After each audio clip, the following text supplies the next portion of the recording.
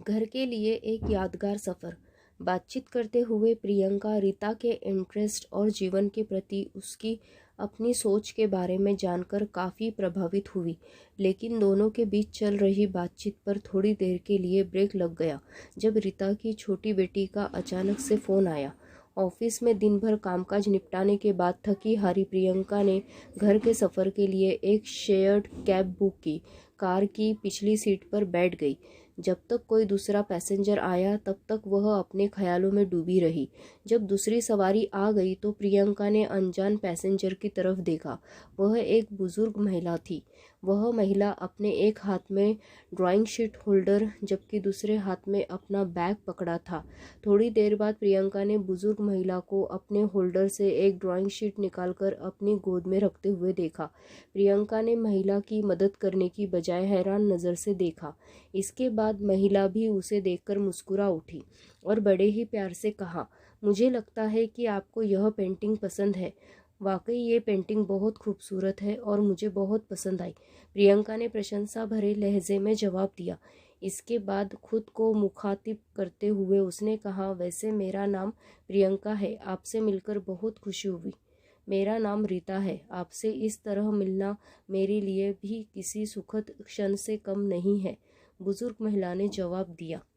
इसके बाद दोनों के बीच बातचीत का सिलसिला शुरू हो गया।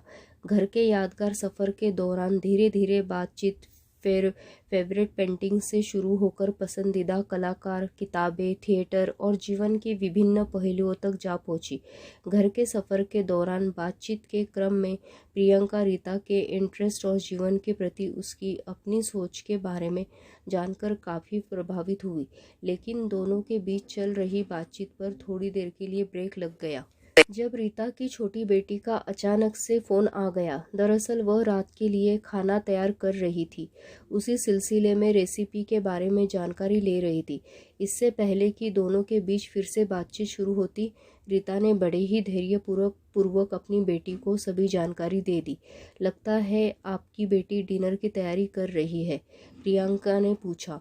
जी सही कहा आपने, वह रात के लिए खाना तैयार कर रही है। वह घर के कामों में अक्सर मेरा हाथ बटाती है। दरअसल कुछ साल पहले उसके पापा का निधन हो गया, तभी से वह मेरे साथ कंधे से कंधा मिलाकर चल रही है। रीता ने बातचीत के क्रम में इसका खुलासा किया। अपनी बेटी की बदौलत ही आज मैं पेंटिंग कर सकती हूँ, एक्टिंग क्लासेस जा सकती हूँ, वे सारे काम करती हूँ जिन्हें मैं अपने जीवन में हमेशा करना चाहती थी। रीता की बातें सुनकर प्रियंका सोचने लगी, कितनी समानता है उसकी और रीता की ज़िंदगी में। उसकी माँ भी तो एक विधवा थी। उसने अपने बच्चों के पालन पोषण में ही अपनी सारी ज़िंदगी गुजार दी, लेकिन हम लोगों में से किसी बच्चे ने उसकी आकांक्षाओं और महत्वाकांक्षाओं के बारे में जानने की कभी कोशिश नहीं की। प्रियंका मन ही मन लज्जित महसूस करने लगी और अपनी माँ के त्याग को पहचान नहीं पाने को लेकर खेद जताने लगी। रीता के घर से पहले उसे रास्ते में उतरना था। इससे पहले कि उतरने का समय आए, दोनों लोगों ने अपना अपना फ़ोन नंबर शेयर किया। स्टैंड पर पहुंचने के बाद कैब रुकी, लेकिन कार से बाहर निकलने से पहले प्रियंका के चेहरे पर मुस्कुराहट थी और कहा, रीता आप पहली ऐसी शख्स है जिससे मेरी मुलाकात हुई। वह महिला जो अपने जीवन इस तरह जी रही है जैसे हमें जीना चाहिए। कैसे हम लोगों ने अपना घर का सफ़र तय कर लिया। बात करते करते कुछ पता भी नहीं चला। मुझे बहुत अच्छा लगा। शुक्रिया प्रियंका, उम्मीद है कि हम लोग फिर मिलेंगे, रीता ने जवाब दिया और गुड बाय कहा। जो ही प्रियंका अपने घर के दरवाजे की तरफ आगे बढ़ी तो उसके दिलो दिमाग में दो बातें घूम रही थी। पहली, उसकी माँ जिसे गले लगाने के लिए देर तक इंतज़ार न करना पड़े, और दूसरा उसके घर का यादगार सफ़र। घर के इस सफ़र में रीता जीवन जीने का एक नया नज़रिया देकर चली गई।